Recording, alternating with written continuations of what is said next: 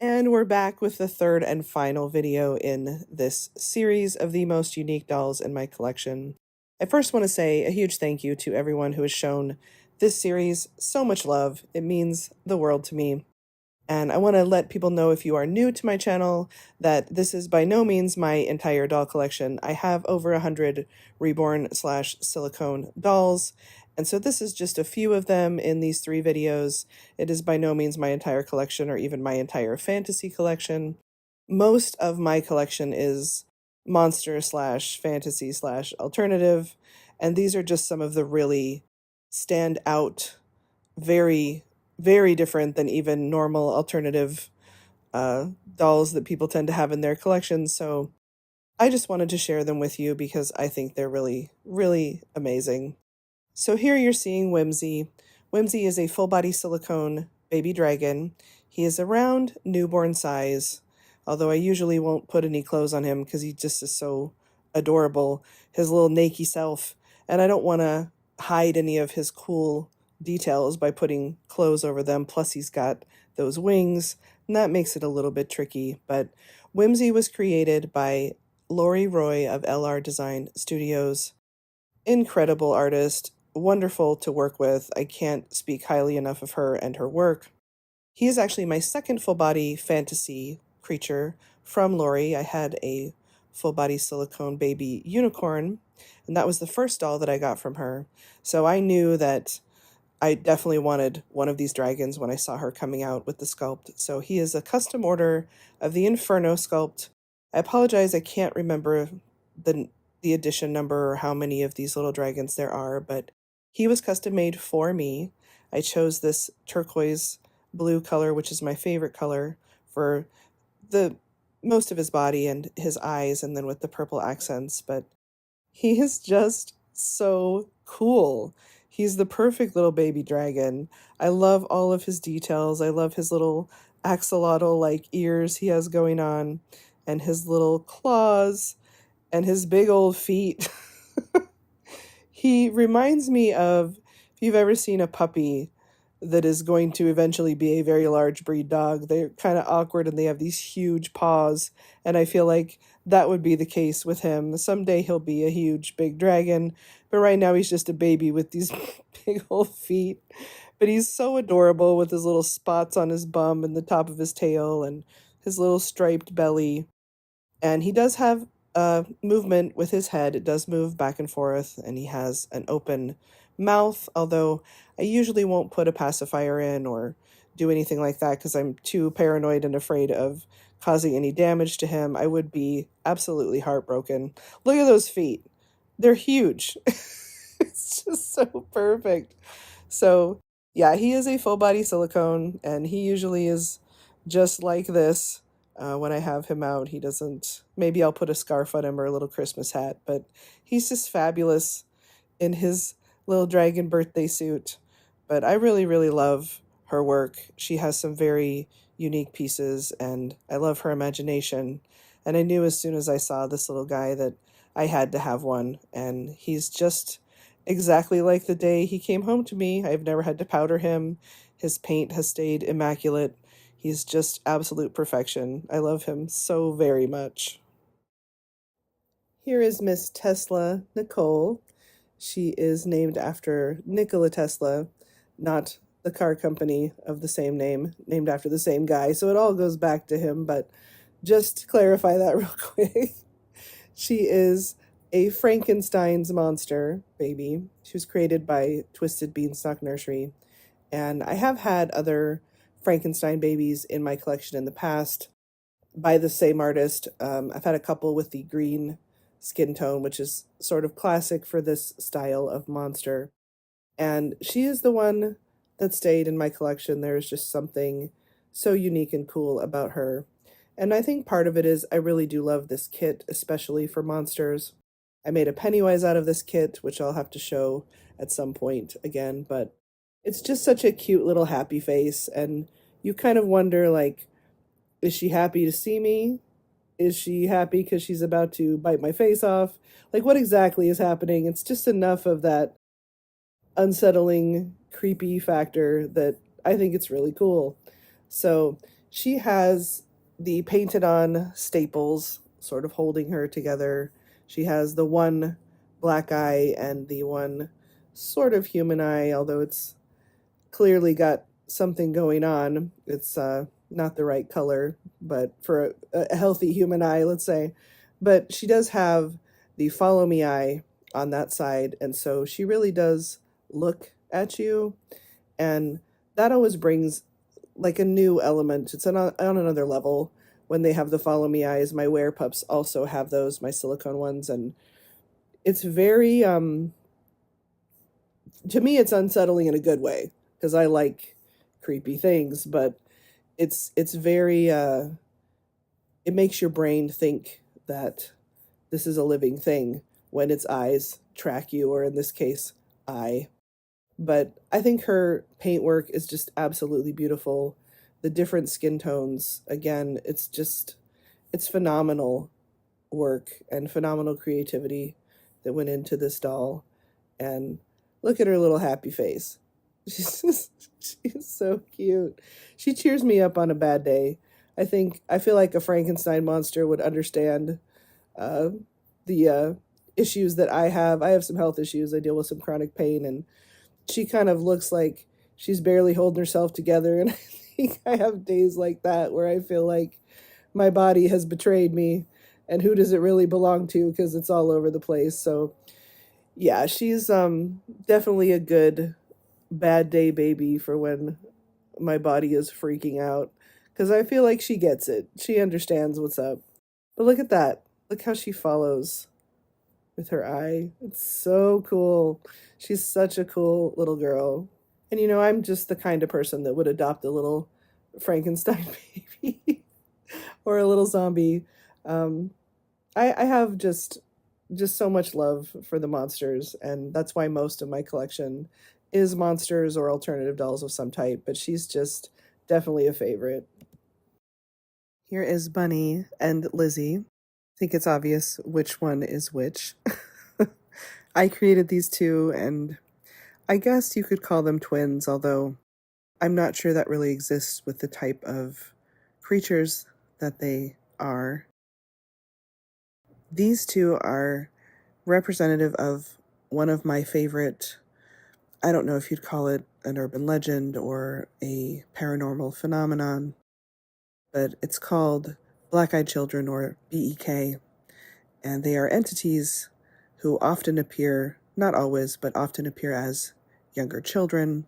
People have reported them coming to their homes at night, usually in the middle of the night, demanding access to their dwelling. They initially are looking down. Oftentimes, people have said they feel immediately upon encountering them, before noticing their completely jet black eyes, which are obviously quite inhuman. Before even noticing that, they feel this deep sense of dread and just terrorizing fear that they can't explain. So you have these children on your doorstep, and for whatever reason, you're terrified of them. You don't really understand what's going on. They're asking for help, and your desire is going to be to help a child in need. However, something inside you is saying, don't do that. Don't let them in. Run. And it's this very, very primal feeling of fear that you are in immediate danger from the way that people describe them. And I have an endless fascination, I always have, with all things paranormal and unexplained. And there's not a lot of information about what these entities are supposed to be, what they are wanting that access to your home for. I don't think they understand. And this is another creepy aspect to them, is often they'll be wearing clothes that are, 20, 30 or more years old, in terms of they're not wearing what modern children would be wearing today. They don't speak like modern children.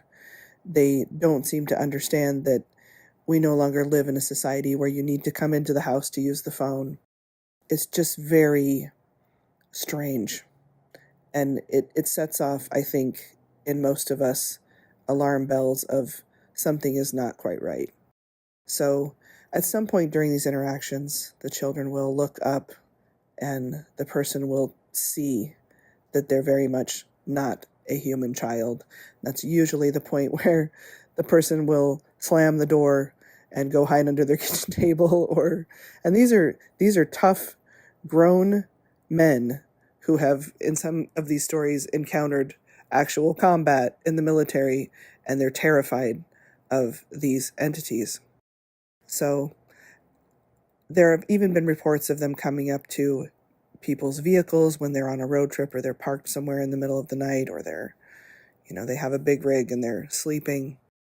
And I think for me, because I tend to be not easily scared and more curious than afraid, if I were to encounter these entities, these children, I don't think that I would let them in. However, I would want to take out my phone. I would want to record them. I would have some questions as to what is it exactly that they really want? Why are they here? Where are they from? I feel like I would need to know those things, and my need to know would be greater than my fear.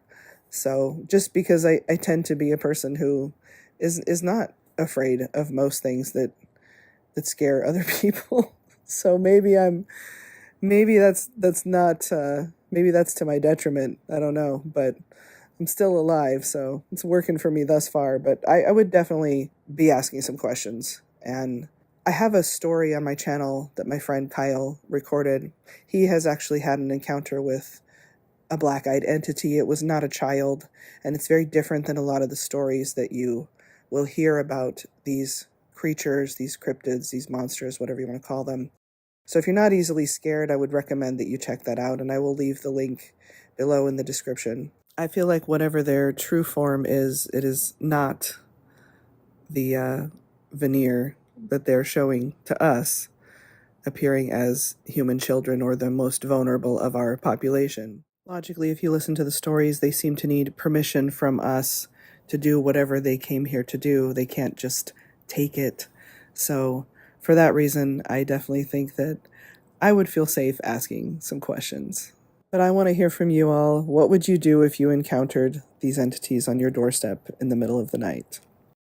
Next up, we have Blair, and this doll makes some people really mad, which it kind of tickles me a little bit, if I'm honest. First of all, she was created by Camelin Creations, and I have mentioned before that they are my favorite artists. They're a mother-daughter team. I don't know which one is doing which part of each doll, but whatever it is, it's working. These dolls are on another level. The shading on her face that makes her look like the kit is modified has some sculptural elements to it, but it's just paint. I mean, it's like, save some talent for the rest of us, you know what I'm saying?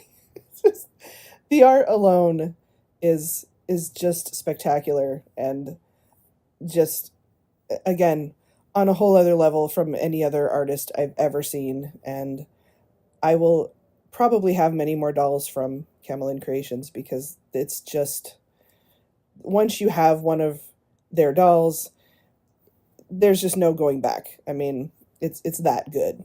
But the art part of it aside, Blair is somewhat controversial in terms of how people see her, and I think I have a sort of different take on her. Obviously, it's clear what type of monster she's supposed to be. She is the Exorcist style, and so there is that religious aspect that comes into play when people are discussing her. And to me, I don't see her as something to be pitied or something to be shunned. I think I'm typically not that type of person anyways. I tend to love the unlovable, and I'm very much interested in the villain arc. It's the monsters are the interesting ones in the story. Everybody wants to know, how did they get to that point? What happened to make them this way? No one's quite as interested in the good guy in the story, and I think that that's part of my draw to the whole horror genre and monsters in general, but I tend towards the supernatural rather than the serial killer slasher type of horror. And it's because it's fascinating. It's very interesting to me how all of it works when you're dealing with different rules from a different dimension or a different, you know, you have to learn what the rules are. And that's why supernatural horror fascinates me. But Blair in particular, I really see a strength and a resilience in her. And I think we all have our own monster inside that maybe helps us survive things that are traumatic and very difficult. And I definitely honor my own monster. I think that's the part of me that loves Blair is I know baby Lexi is terrifying. Okay. I know my inner child is scary AF. I have no illusions about that. I've made my peace with it. I've made friends with my monster. And I think the people who are truly dangerous are the people that haven't done that work internally to make friends, make peace with their monster, understand their monster. Because if you don't do that, you run the risk of your monster devouring your entire life. So you got to make friends with your monster. Speaking of monsters, we have Mr. Baby Krampus here. This is another Kemelin Creations doll. And again, there's not enough words and glowing, borderline obsessive praise that I can give to them as artists and these dolls. Krampus is very special because not only did I follow this kit from when I saw it posted, in clay before it went off to become a kit, and I remember thinking at that time, I was like, there's no way. There's no way that this is really going to become a Reborn kit. I am not that lucky. Like, there's no way that something this spectacular is actually going to happen. I was so excited. And I just thought, I don't think there's even enough interest in this legend, this, creature. I thought there's no way that something this fantastic is actually going to become a Reborn kit that I'm going to be able to have in my house. Because if you were to sculpt all of that, his amazing tongue, his horns, the ones in front and the big ones in back, his little fingernails, his hooves, like that would be an intensely fragile doll. And it would almost not be worth it because of the stress that it would cause. So the fact that I could have that in vinyl as a kit without having to worry about that fragility, I just didn't think it was going to happen. And at the same time, I didn't think it was going to happen. I was praying to the Reborn gods, please let this actually become a kit and a doll that I can have in my collection. And here he is. So not only is the kit absolutely insanely perfect for this creature and a baby Krampus, but the fact that he is done by such an amazingly talented artist. If you were to ask me what is the perfect Reborn doll, what does that look like? To me, this is it. It's Krampus, and it's this one in particular. I believe this is the first one that she made. I snagged him up so fast. Man, I've never messaged someone in Instagram so quickly. This minute I saw him, I was like, please don't let him be taken. Please, please, please. He's just so perfect. And his like goat eyes that he has that she painted, or they painted. Absolutely. I don't even have words. I'm going to stop trying to even say because it's that good. He's just absolute monstery perfection. And I'm a big fan of the Krampus legend. I've always been a big fan of it.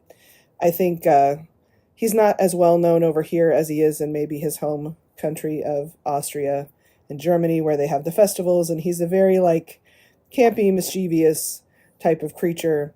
They call him the Christmas devil, and I think that offends some folks, but that word has a different connotation here in the United States. But I think he's just mischievous perfection, and he will be with me forever. He's one of my very, very favorite dolls.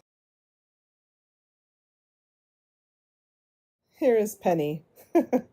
Penny was created by me. I want to say in like 2016 or 17. It was a while ago.